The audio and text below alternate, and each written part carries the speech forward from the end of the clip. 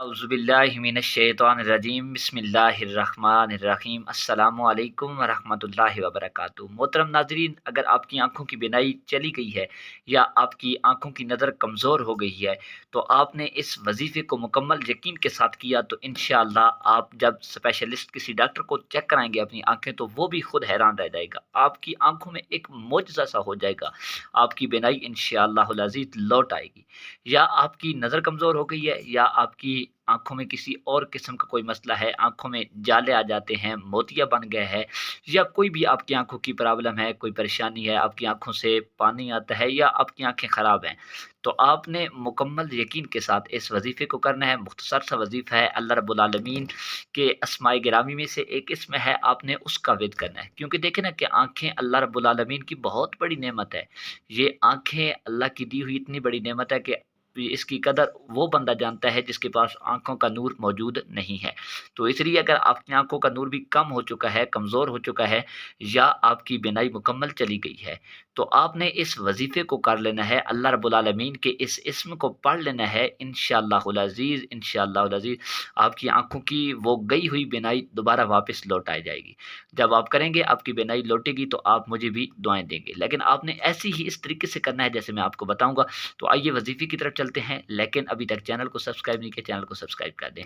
तो इसको आप किसी भी वक़्त अल्लाह रब्बुल आलमीन के इस इसमें गिरामी को पढ़ सकते हैं। जब भी आपको टाइम लगे तो आप बावुज़ू हालत के अंदर इस वज़ीफ़े को कर सकते हैं। एहतियात यह है कि आपने इसको मुकम्मल यकीन और मुकम्मल एतमाद के साथ करना है और ख़ामोशी वाली जगह पे ख़ामोशी के साथ करना है। जब आपने वज़ीफ़े को शुरू कर लेना है तो उसके बाद उसके दरमियान में आपने किसी से कोई बात नहीं करनी और मर्द हज़रात भी कर सकते हैं, मेरी माएँ-बहनें भी कर सकती हैं। और इस वज़ीफ़े की सबसे बड़ी वजह ये है कि औरतें अपने मख़सूस अय्याम के अंदर भी कर सकती हैं।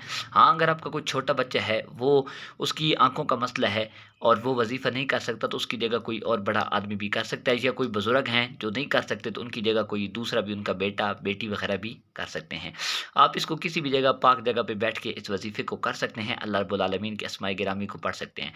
तो बस अब जब आपने इस वज़ीफ़े को शुरू करना है तो आपने किस तरीके से शुरू करना है, आपने पहले पढ़ लेना है औज़ु बिल्लाहि मिनश शैतानिर रजीम बिस्मिल्लाहिर रहमानिर रहीम। फिर आपने सरकार दो आलम सल्लल्लाहु अलैहि वालैहि वसल्लम की ज़ात अक़दस पे 7 मरतबा दुरूद पाक पढ़ना है। आइए मेरे साथ भी मिलकर पढ़ लें सवाब की नियत से। अल्लाहुम्मा सल्लि अला मुहम्मदिन व अला आलि मुहम्मदिन कमा सल्लैता अला इब्राहीम व अला आलि इब्राहीम इन्नका हमीदुम मजीद।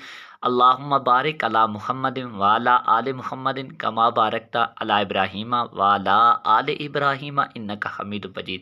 और अगर किसी मेरे बुज़ुर्ग को या मेरी किसी बहन को ये दुरूद पाक नहीं आता तो आप ये पढ़ लें, बस सल्लल्लाहु अलैहि वालैहि वसल्लम 7 मरतबा आपने दुरूद पाक पढ़ लेना। उसके बाद आपने जब वज़ीफ़ा शुरू करना है, अल्लाह रब्बुल आलमीन के अस्माए गिरामी जो है उसे आपने 311 मरतबा पढ़ना है।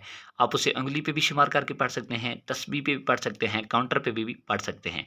अल्लाह का जो आपने इसमें गिरामी पढ़ना है वो कौन-सा है जिसको आपने पढ़ना है। देखिए ना, मुकम्मल यकीन के साथ पढ़िएगा, बहुत ज़्यादा पावरफुल वज़ीफ़ा है।